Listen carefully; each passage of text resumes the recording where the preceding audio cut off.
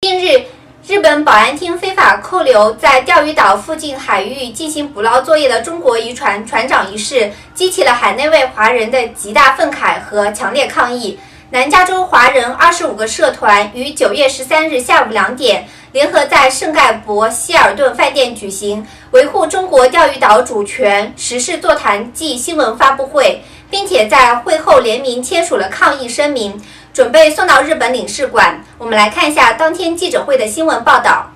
日本当局扣押了我们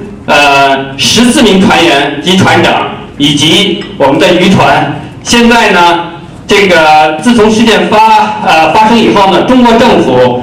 已经多次6、7次的提出了严重的抗议声明。那么在这样的一个状况下呢，日本政府不思悔改，并且呢继续扣押船长，并且将我们的船长还要用他们日本的国内法律来以这个所谓的裁决。所以呢，这样的一个事件可以说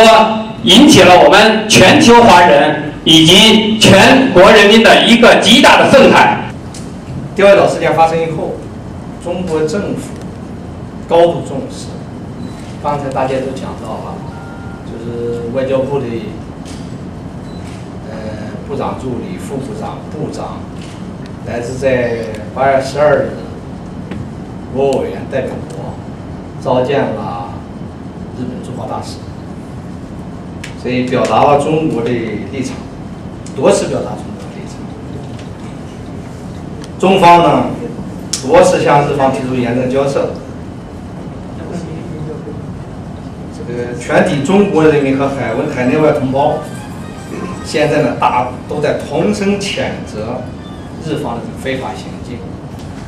钓鱼岛这是附属的岛屿，自古以来就是中国的固有的领土。日本政府不顾国际法和国际准则，扣留中国船只，以及船长，到现在把扣着船长还不放，这理应激起海外华人华侨，那么以及所有中国人民的愤慨和抗议。内地的中国朋友来说，是一个很悲哀的一个情况啊。现在这个情况呢，钓鱼台呢，在美国政府当把 Okinawa 其他的地方呢交还给日本时候呢，他把我们中国的财产、中国的领土呢交给了日本人，当时美国是托管的。那这个已经是非常荒唐，而当时呢，很遗憾，这个台湾当局那时候没有做出有效的行动要知道，钓鱼台过去是属于台湾宜兰县，那么过去这些保钓的活动呢是非常的激烈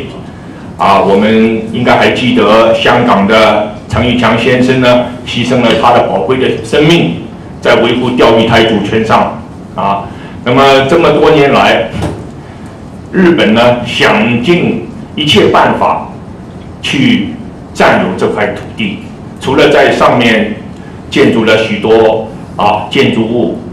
它的这个海上保安厅呢，在这个光是钓鱼台地区就有47艘的兵舰所谓的巡逻舰，16架的飞机就专门为了这个地区。他所做的一切，他知道没有人会去打这个地区，但是他就是要不让台湾和大陆的渔民去那里捕鱼。这个不是一个偶然的事件，这表明那个日本他一直对中国有一个野心大家想想看，71年的时候，只是美国把那个作为一个托管给了日本，日本就觉得这是他自己的领土然后呢，这一次居然他说我们的渔船去撞他们的军舰，大家想想看，那个石头，那个鸡蛋能够砸石头吗？所以我觉得他是在编造那些事实。维护这个主权是有一定的意思，因为我前两天我们大家那个钓鱼台，大家很清楚知道，这个是中国的国土一部分。在第二次世界大战的时候，那个美国会玩的时候就意外就这样的一个地方挖了出错了。所以我们在几个方面，我们大家应该知道，主权就是我们中国的这个主权就是主权了，我们应该怎么样做？